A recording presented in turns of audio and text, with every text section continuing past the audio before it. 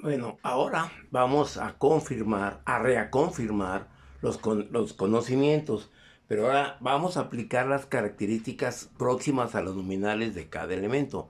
Por lo tanto, ahora vamos a aplicarle no 30 volt, le vamos a aplicar 100 volt al circuito, vamos a medir la corriente total, con esta vamos a comprobar la resistencia total medida con la calculada aplicando la ley de Ohm, y vamos a medir la tensión en la resistencia de 75 ohm asurada. Según nuestro circuito, esta es la de 75 ohm asurada, y acá en el circuito tenemos nosotros la de 75 volt asurada, que es la parte intermedia. Por lo tanto, procederemos a hacer el experimento. Aquí tendremos nuestro circuito ya armado, ya diseñado, y ahora más nos basta aplicar el voltaje de 100 volt.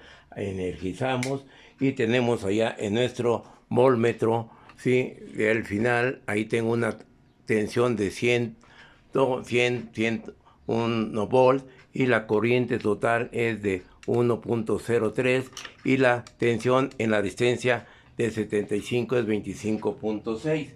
Por lo tanto, tendremos nuestro circuito de la siguiente manera: es 25.8 aproximadamente y 1.03 la corriente. Por lo tanto, la resistencia total del circuito calculada con la ley de Ohm lo haremos de la siguiente manera.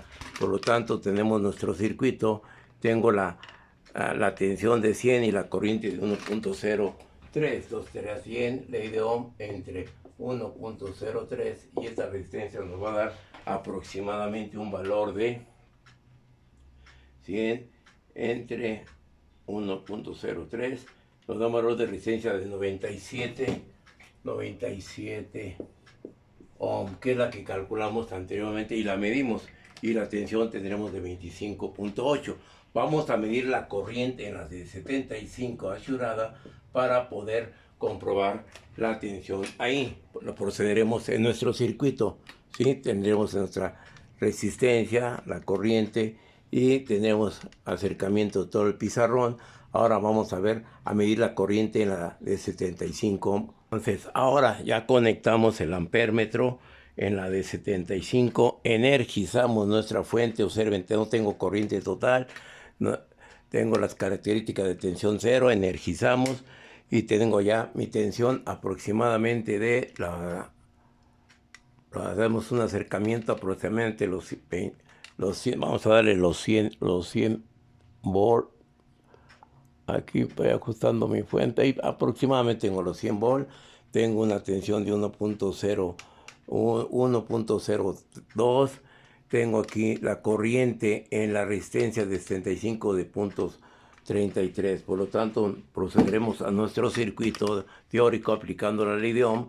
Tenemos una corriente en la 75 de punto 73. Aplicamos el voltaje en la 75, me da la corriente .73 por 75, que es la resistencia, y tengo una tensión aproximadamente de 24.75. Tengo 24.75 volt. Por lo tanto, esta tensión con respecto a la tensión medida la tenemos muy próxima, y la tenemos muy próxima. ¿Ok? Ahora, ¿qué es lo que vamos a suceder? A seleccionarnos los valores de las resistencias y las corrientes de cada elemento. Por lo tanto, tendremos en la resistencia de 200, ¿sí? Tengo una resistencia de 200 ohm a 25 watts. Por lo tanto, el voltaje que soporta esa es la raíz de 200 por 25, y esta tensión que me soporta la resistencia es, ¿sí?, el valor que nos soporta esa resistencia en la parte superior. Vamos a tener 200 por 25 igual a 5000. La raíz de ese valor, la raíz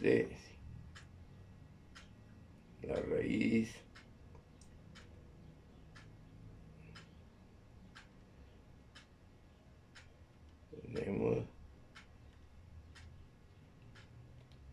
nos da 70.7 el voltaje, 70.7, y la corriente que soporta esa resistencia nos va a dar 70.7 entre 75, entre 200, 70.7 entre 200 me va a soportar una corriente de 0.35 amperes.